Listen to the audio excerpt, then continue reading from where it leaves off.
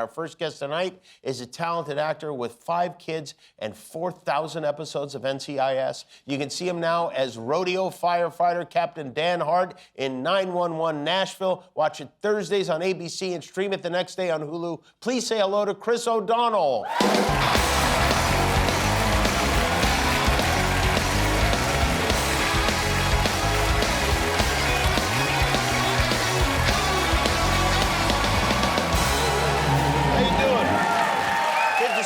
Good to see you.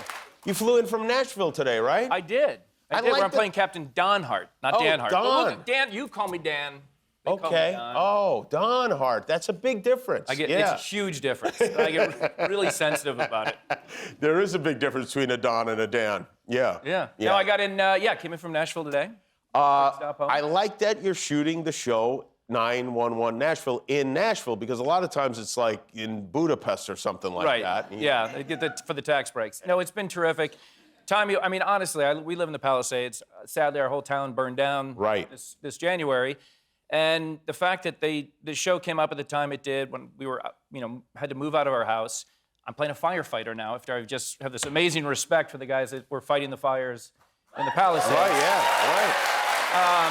I didn't even think about that. Yeah, but change of pace, change of location. It's sadly my wife and my youngest is still in high school, so they're still here. But we were talking about your. I think it was your son who was born. The first time you were here, your son had just been born. And that was my son Finley. Yeah. And how old is he now, Finley? He's a freshman in college. Oh, wow, that's crazy. It's been a while. Did you take him to college and drop him off? Oh, yeah. Take him to Target and buy stuff for his room? We went to a Container Store, we went to Target, it's 105 degrees there. What's more expensive than the Container Store? Like nothing.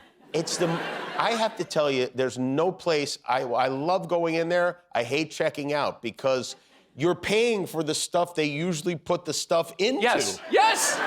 When you leave. No, and it's like 10 trips back, because you never get what you need. Yeah, right. And the whole time they have no air conditioning. It's 105 degrees in the room, and you're like, well, we can beat the system. We'll figure out this little air conditioning.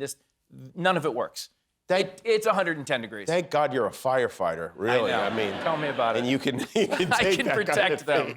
What was your college like? Did you finish? So I went to Boston College, which is where my son Finn is a freshman. So he's on a similar experience.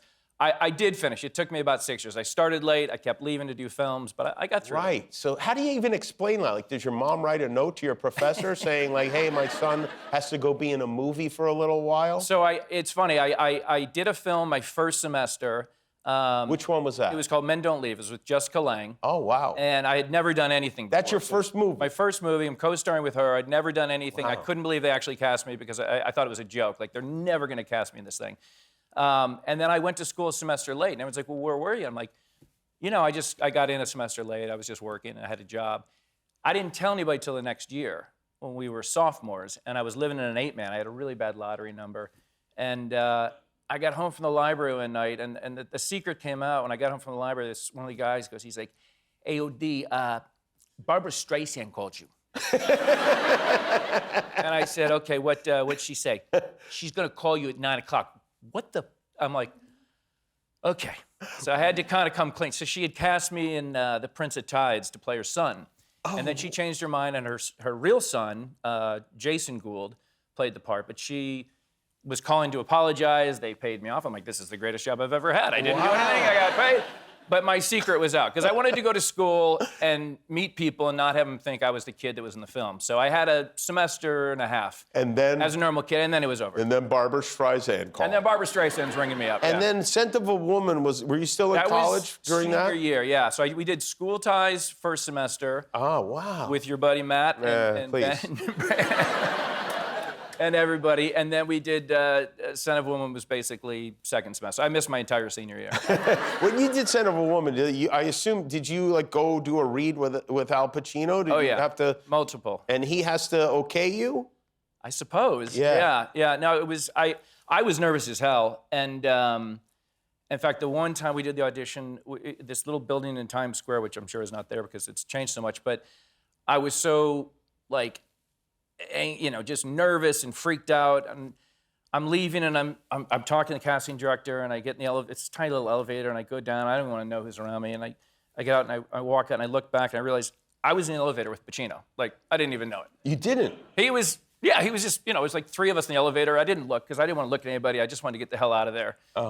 He's just kind of there the whole time. And did he notice you? I don't have a clue. Did you guys? He wasn't in blind mode yet, Did he notice you? Oh, yeah, they're right. He wasn't in. He was blind in that movie, so he probably didn't see you much. No, he literally at the end of the film, he sent me a note. Like loved working you, blah blah blah. He goes, I heard you were amazing. I didn't always see what you were doing, but I still have it. Wow, that's pretty cool. Yeah. Yeah. Do you have a wall of letters like that kind of stuff, or do you I keep save them? little, things over the years. I have the first movie that I told you, Men Don't Leave. I kept blowing off the auditions because I lived in the suburbs of Chicago, and going downtown was like an hour. It was like getting here tonight, basically. It was like an hour and a half of traffic. I said, there's no way they're casting me in this thing. But I had done a couple auditions, and they really liked me. And my agent at the time was calling my mom, going, you got to get them down here. Like, they're really serious. And my mom wrote a note. She's like, I'll buy you a car if you get this thing. She did. I was driving a Caprice Classic wagon. All 7 kids got their license in it. You could start it without a key. It had about 130,000 miles.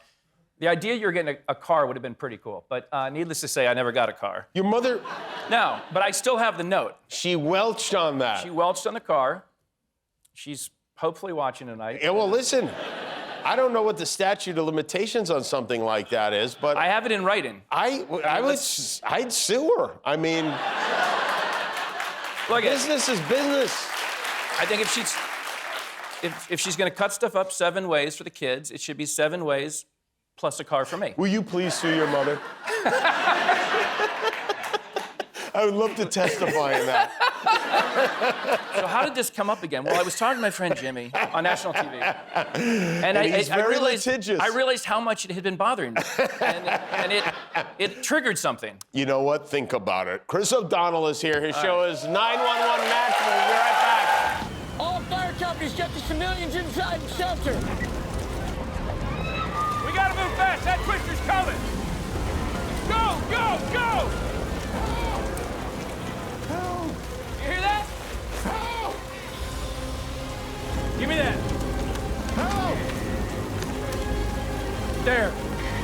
Right there. Help! Help! I didn't think to look up. You can kick yourself later. Right now, get a ladder and get up there. That is Chris O'Donnell in 911 Nashville. I'm clapping for myself. You're clapping for yourself, well, you're just being polite. And clapping for the other performers, I think. And all the whole crew was behind that. Yes. Now, the interesting thing about this show, and you see some of these plots and you go, well, that never would happen. It's insane. And yet... That's the show, though. They've all actually happened. Well, majority, they tell me. Oh, is that right? I thought it was all real 911 calls. That's a good question. I don't know, but I have read a couple where I literally will read the script and I'll call the showrunner and say, there's just no way. And he's like, no, send me the article. I mean, we have this one coming up. The woman basically gets swallowed up by a Murphy bed. Really? Gets swallowed by a Murphy bed. How do you get swallowed by a Murphy bed? Well, you got folded into the wall? She was... You'll have to watch the episode, but it involves some hot chicken and jumping on a bed. For real? What? And the bed eats her. And their bones exposed, and I am not good with that. Let me tell you that. It's so funny that I'm playing a first responder because I am so squeamish. I fainted when my first child was born. You did? I fainted. Oh, down. Yeah, to the ground. And even the fake stuff. I know it's fake. We're doing this. It's a set. It's all fake, and I still can't look at it. So Halloween must be difficult for you in general. Yeah, a little bit. Yeah, I don't like it either. I don't like blood. I don't like that stuff. I mean, I didn't faint when my, kid was born. That's a bad one. I mean, The doctor wasn't even there yet. It was a midwife, for Christ's sakes. I was in there. I had a leg over my shoulder. The thing is... I was way too close to this whole situation. Was this your... I was not meant to deliver a baby, just make babies. You're right. I've always said that about you. Yeah, but it's a bad first impression for the kid. Like, she didn't see me. She was looking the other way. Caroline grabbed her and took her this way, and I was down there. So she saved me. So somebody gets caught in the Murphy bed with some kind of hot there's chicken. There's bones sticking out and there's hot bones, chicken. Yeah. And then you have to come in there and rescue her. Yes. Now, and that's our show. And I'm kidding. And to add a little twist to it, you're like a rodeo rider as well. Just a little side job, yeah. Your side gig is rodeo. Now, are you doing rodeo while you're putting out the fires, or are these two separate activities? We actually have trucks with wheels. No horse-drawn fire trucks, but I would be game for it if they needed it. Are you good on a horse? I'm okay. We did Yeah. it, way back in 1993 or whatever. We did the Three Musketeers I did with, Charlie Sheen and right. Kiefer Sutherland. Oh, my God. Oliver Platt. So, Oh, my God. That must have been insane. You probably saw some blood and bones on that set. we were putting out a few fires back in the day. Wow, I Yeah. forgot about that. Holy cow. Charlie did not like the horse, let me tell you. He didn't, no. No. Yeah, no. Kiefer liked him too much. He was like, because he does that. He does cutting horses and all that. Charlie, meanwhile, would just be, they had to have 4 guys holding it and, do a tight shot because he did not want to be riding it. I'm trying to imagine you hanging out with Charlie Sheen and Kiefer Sutherland in their younger days, and it seems like maybe you just go home early. It was funny because I thought I had seen it all at college. And I said, and everyone's like, what are they like? I'm like, just take the craziest guy, and they knew who I was talking about, and give him, $50 million. And just, what would he do? But I will tell you, Charlie, Kiefer, the most charming guys I've ever met. Like, just the best. Yeah, well, yeah, but also wild guys in their younger days. If you have a problem, you have a problem. That's something that not everyone can control. But, we had fun, but it was a lot to see. Do you miss LL Cool J? I do. Yeah. Todd, yeah. Yeah. He's the best. You call him Todd? I call him Todd. He's okay with that? James Todd Smith. Ladies love Cool James. And he'll go with Todd, huh? With you. He goes with Todd. He goes with Todd with everybody, yeah. Yeah, I mean, no, I have to call him LL Cool J. He doesn't go with Todd with me. Yeah. Okay, so you do, as we mentioned, a lot of these are real 911 calls. I thought it was all of them, but I get a hold of a lot of 911 calls. I love 911 calls. Yeah. I mean, I really insane. do. Oh, you mean you coming up on your social media feeds and stuff? Yeah, I do get that on social media, and I would love to just listen in and work with the 911 people. I don't think I'd be helpful. I think a lot of people would die, but I like the whole thing, It's like you hear people, you really get to hear people in a serious situation. Yeah. But this is one that we've actually we uncovered here on the show. And I'm going to ask you, and I know you're not the executive producer. Maybe you are are you the executive? Yeah, Great. turns out, yeah. You are the executive producer. An executive, one of. Okay, I'm going to pitch you this idea. Turns out many. You bring it to the other executive All right, producers. let's see. You think this is a potential episode right No here? pressure. I think this could be a great episode. Right. And also, it ties into your whole Murphy bed thing, okay? All right. Here we go. I'm in. Please dispatch. Yes, I'm at KFC on 260th and Euclid. Okay. And I came here earlier and I bought some chicken.